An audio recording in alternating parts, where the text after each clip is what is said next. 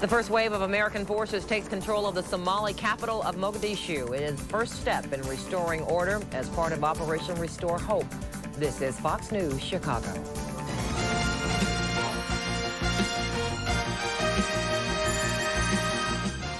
Good evening, and thanks for joining us. I'm Robin Robinson. And I'm Kris Long. So far, so good. That's the word tonight from Pentagon brass as dawn breaks in the East African nation of Somalia. Here is the latest on Operation Restore Hope tonight. U.S. Marines have now secured the capital of Mogadishu, chasing away armed bandits who had been stealing food from the mouths of starving Somalis.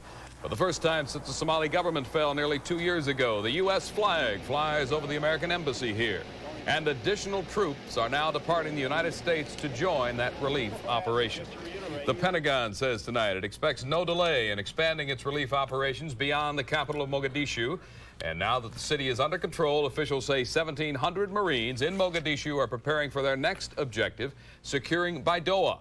That is an outpost in the center of the famine zone, 200 miles northwest of Mogadishu. Fox News correspondent Dave Bryant is in the capital city tonight, and he has the latest. Invasion, this Operation Restore Hope, the Marines storming ashore in the pre-dawn darkness only to find nothing more menacing than a pack of inquisitive reporters and so many photographers and lights it looked more like a Hollywood opening night.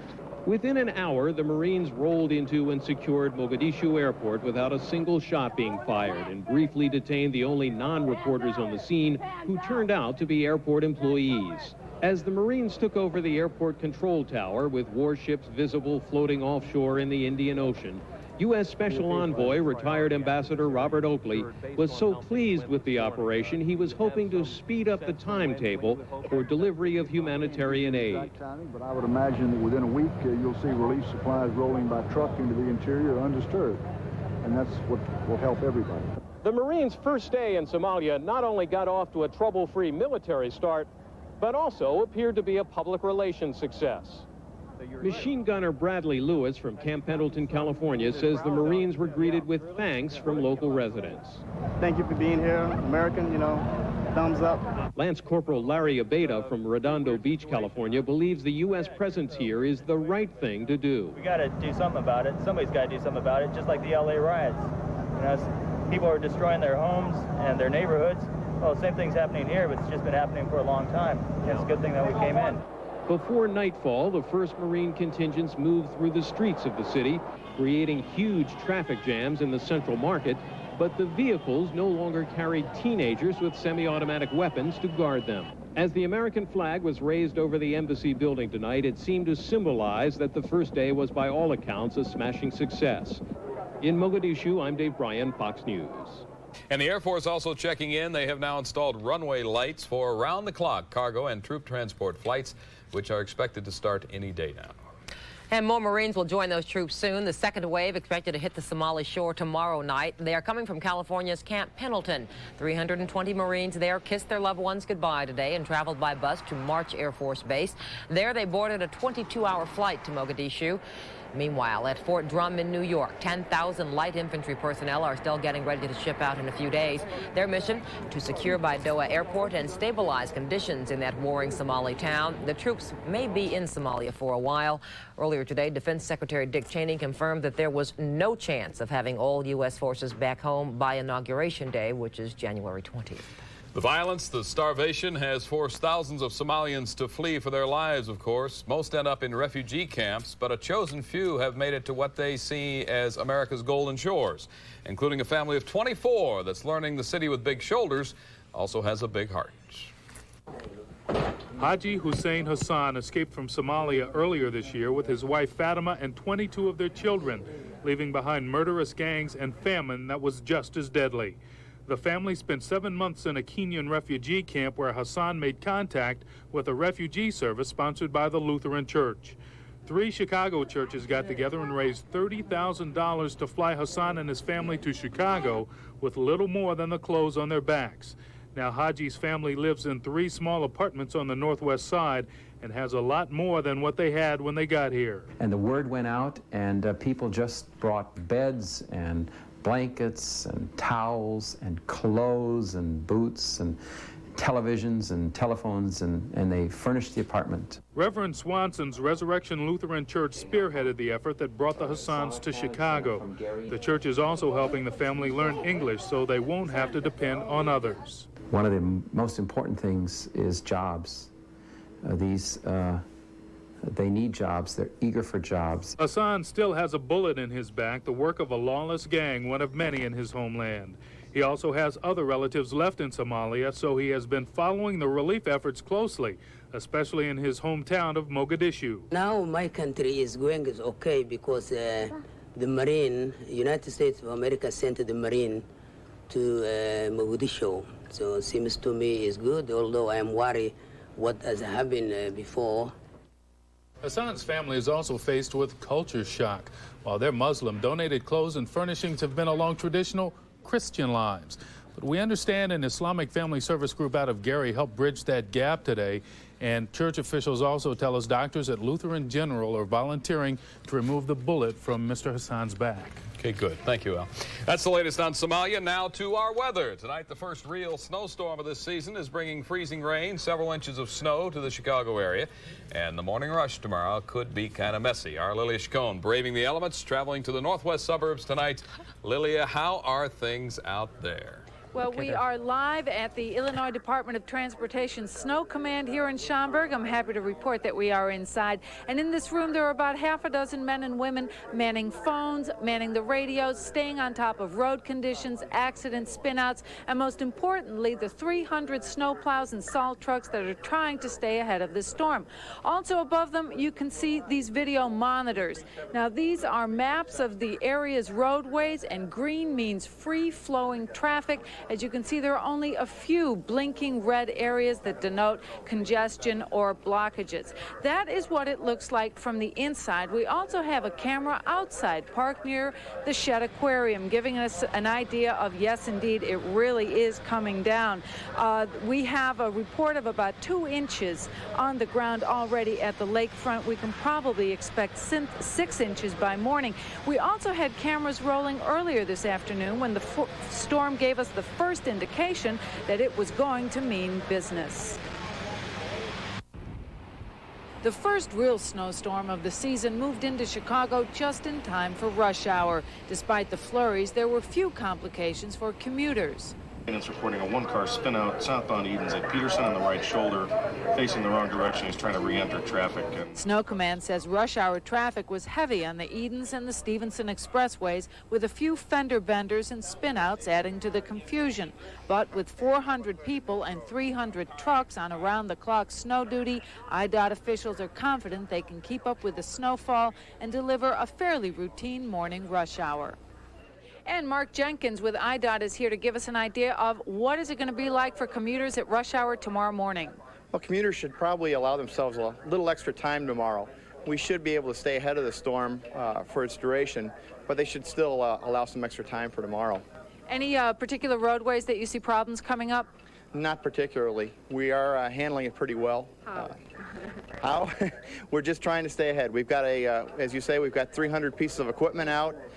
We're going around the clock, and we will continue to go around the clock until the storm is over. Okay, terrific. That's good news for commuters. The bad news is that a snow advisory will remain in effect probably for the next 12 hours. Reporting live from IDOT in Schaumburg, I'm Lilia Chacon, Fox News, Chicago. Meteorologist Dan Dobrowolski tracking the storm tonight, and he has the latest for us. Daniel? Kris, first of all, let's take a look at some of the numbers. As for snowfall totals, right now the heaviest number we've got is out at Romeoville, 2.9 inches. Crystal Lake, just over 2 inches. 2 inches also in the Loop. 1.6 at O'Hare. Radar is showing snow throughout the area, and over the past few hours, it's been gradually increasing in intensity. All this snow is moving off to the north at about 35 miles per hour. Some heavier snow in central Illinois. Bottom line, folks, is 3 to 6 inches of snow by tomorrow morning throughout the area. Yeah, that morning rush is going to be a bit nasty, but it looks like the heaviest stuff is going to be tapering off later on tonight, probably tomorrow morning. Just some flurries. The complete forecast coming up in weather right now. More news. Okay. Thank you very much, Dan. She was a Milwaukee cop, a Playboy waitress, and a convicted killer. But tonight, Milwaukee's Laurencia Bambi Bembenek is a free woman. In a rather shocking move, Milwaukee prosecutors today reversed course and struck a deal that allows Bembenek her first taste of real freedom in more than 10 years. As she was driven away from the Milwaukee courthouse this afternoon, Florencia Bembenek was living out a dream. She had finally won her 10-year battle for freedom, a battle that had captured the attention of the nation.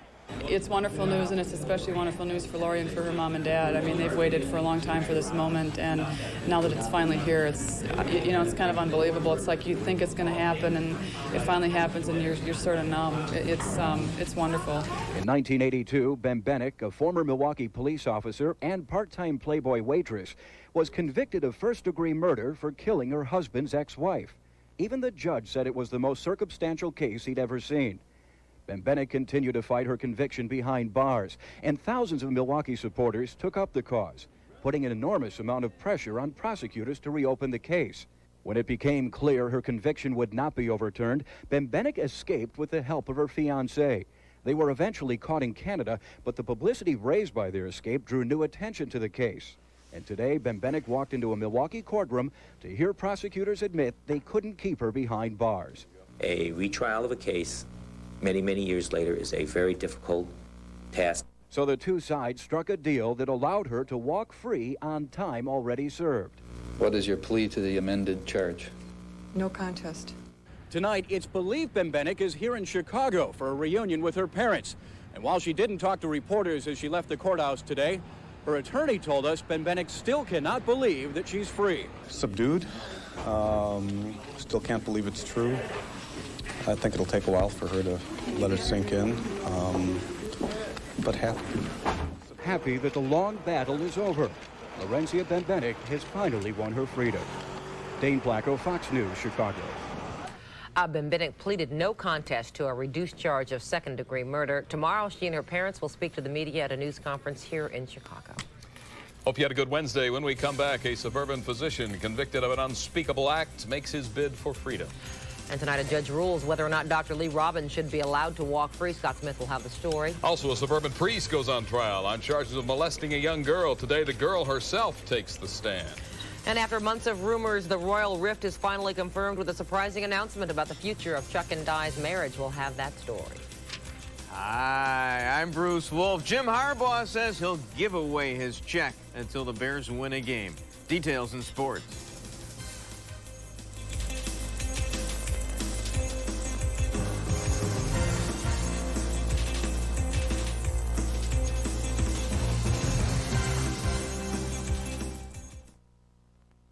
Fox News Chicago is sponsored in part by Service Merchandise.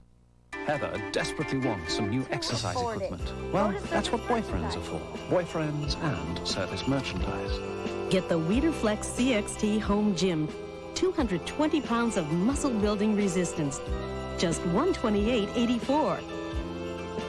The Weider Cross Country Ski Simulator is great aerobic exercise. Action is smooth and synchronized. Only $79.96 at Service Merchandise. Call for the Service Merchandise store nearest you.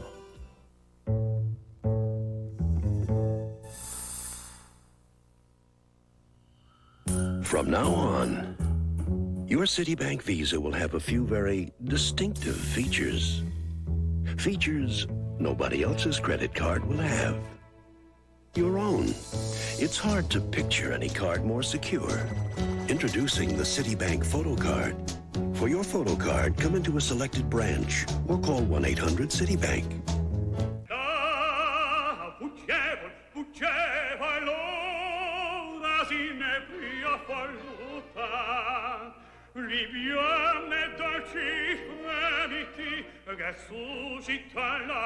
When it comes to that first set of wheels, a little help never hurt anyone. The Chevy Cavalier, now with $400 first-time buyer's assistance, and it's already $740 less than the Ford Escort. A Cook County judge has ruled that a suburban doctor who hacked his wife to death and then drowned his infant child 4 years ago is not fit to be released from a mental health center. The decision comes even though the doctor's therapists actually recommend that he be released. Lee Robin was returned to the Elgin Mental Health Center tonight after a judge refused to allow him unsupervised visits home. Only 4 years ago, the Palatine physician hacked his wife Annette to death with an axe and drowned his 2-month-old daughter. At the time, he was found not guilty by reason of insanity, but his therapists claim he's now fit for release. Annette's family was relieved that the judge didn't agree. I wasn't sure what was going to happen, but as long as he decided to not grant his wishes, I'm happy for that. Well, he's where he belongs, where he can be treated. He doesn't belong out.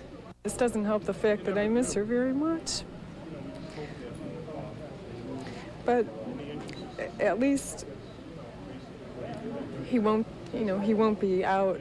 Judge James Bailey, who made today's ruling, is the same judge who sent Robin to Elgin. He heard government psychiatrist Henry Lawmeyer say, "In my opinion, release would be premature." Lawmeyer testified that there was no indication that therapy had addressed Robin's unpredictable violent outbursts. Defense psychologist Ayala Laser countered that Robin's psychosis is under control and he is in remission. She recommended release. But Judge Bailey was also told that Robin must always take lithium to control his manic depression. After he ruled, prosecutors had some words for mental health officials. You don't cure axe murderers and baby killers by prescribing medication. There has to be something else there, and you have to try to determine which snowflake causes the avalanche. If you could medicate everyone like that, the Elgin would be empty, but Walgreens would be full. But the defense countered today's decision was the product of public pressure on the judge. These type of releases occur every day. I don't know about every day, but they occur frequently. But with the publicity in his case, I explained to him when I first entered the case that we were going to have a very difficult time. Now, Dr. Robbins showed no emotion when the judge's decision was announced. However, he did jerk away angrily from a security officer while being escorted from the courtroom. Under the law, he can petition twice a year for unsupervised release. At Circuit Court, Scott Smith, Fox News, Chicago. And Dr. Robbins' current status allows him one supervised visit away from the center each month. Most of those are for treatment, but he has also dined out on occasion. A 15-year-old Berwyn girl today testified a Catholic priest fondled her on a trip to his office. Father Robert Mayer, former pastor of St. Odillo's, began trial today on sexual abuse charges. Today, the young girl sobbed as she testified Father Mayer fondled her breast and reached under her skirt when she went to deliver a letter to him. Two boys from her class also testified that Mayer took an unusual sexual interest in the girl before the incident. She was staying with an 81-year-old widow, a friend, to help the woman recover from surgery, but tonight they are both dead, the victims of a silent killer.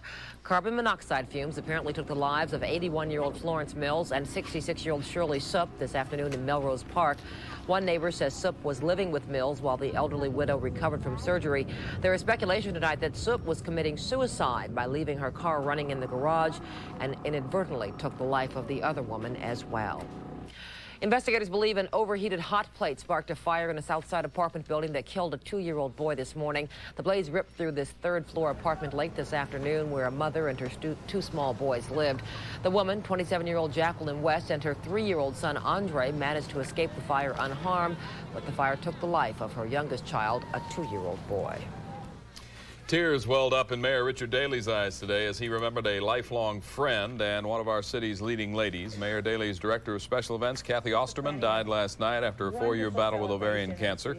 Today, the mayor called Osterman a great friend who poured her heart and soul into everything she did. In the city, and she knew what special events was about bringing people together in the communities in the city and to lessen the sometimes ethnic and racial and religious tension that you may see, unfortunately, in a large urban area like ours. But she was really a great person. Visitation for Ms. Osterman is tomorrow and Friday at Blake Lamb Funeral Home. Services will be Saturday at St. Gertrude's Church. Authorities say the flesh-colored masked bandit has struck again, this time at a Northwest suburban bank. It happened about 10:30 this morning at the First Colonial Bank in Wheeling. Officials say a robber wearing a Halloween mask made off with an undetermined amount of money. He was last seen driving an '88 brown Oldsmobile. The police found that car in a parking lot about 3 blocks from the bank, though. FBI officials say this could be the 27th bank that he's hit in Illinois and Wisconsin since 1985. And it was a double murder that took place more than 10 years ago. But tonight, one of the people believed responsible for the 1981 killings is still on the run. And she is this week's subject of Chicago's Most Wanted. A 40-year-old petty thief and drug addict is the person police are looking for this week. In fact, they have been looking for Virgie Taylor for more than a decade. She's wanted for orchestrating a double murder back in January of 1981. It happened at a Cabrini Green apartment, an argument over the disappearance of jewelry. Taylor felt 2 men she knew had ripped her off.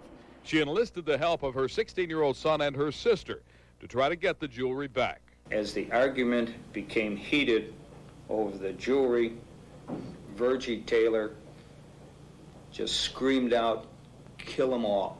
And that is apparently just what happened. Police say Taylor, her son, and sister brutally shot and killed the two men. Now, the son and sister were later apprehended along the East Coast. That is apparently where Taylor has spent much of the last 10 years as well. But police also feel she has been in frequent contact with relatives here in Chicago.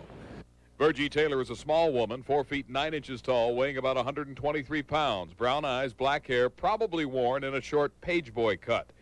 If you know the whereabouts of Virgie Taylor, call the Chicago Crime Commission.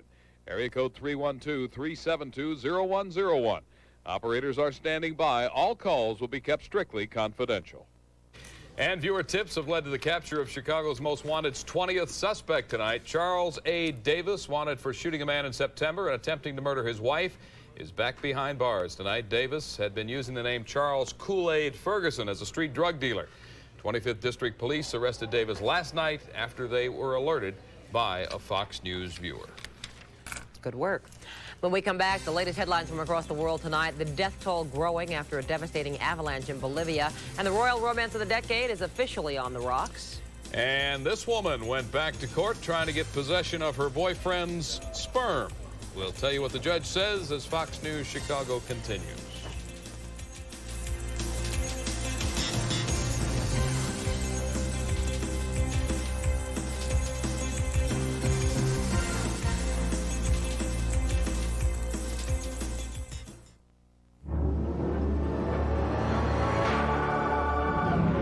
Marshall Field's 13-hour sale starts Thursday, ends Thursday.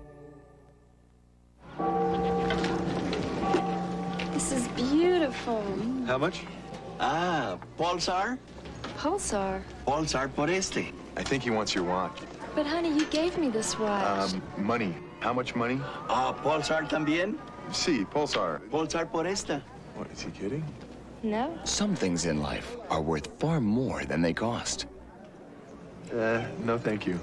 Pulsar. There's no time like it. Last year, Santa left our kids a puppy. The puppy left presents all year long. So this year, Santa better bring new stain-resistant carpeting. And I'd really like it before Christmas. Need carpet by Christmas? Call Empire today. You'll have new carpet installed tomorrow. And Merry Christmas. No monthly payments till May. 588-2300 Empire. That is unless Santa wants to sleep on the couch. Yes. No way can anyone beat Fredder's guaranteed low prices. Now at 0% financing for 1 full year. And it's even better to buy at Fredder. Friday, one man's fantasies may have ended in murder. She didn't deserve to die that night. He may already be stalking his next victim. Watch America's Most Wanted. Then, are there unseen spirits that watch over us? These believers claim a guardian angel saved their lives.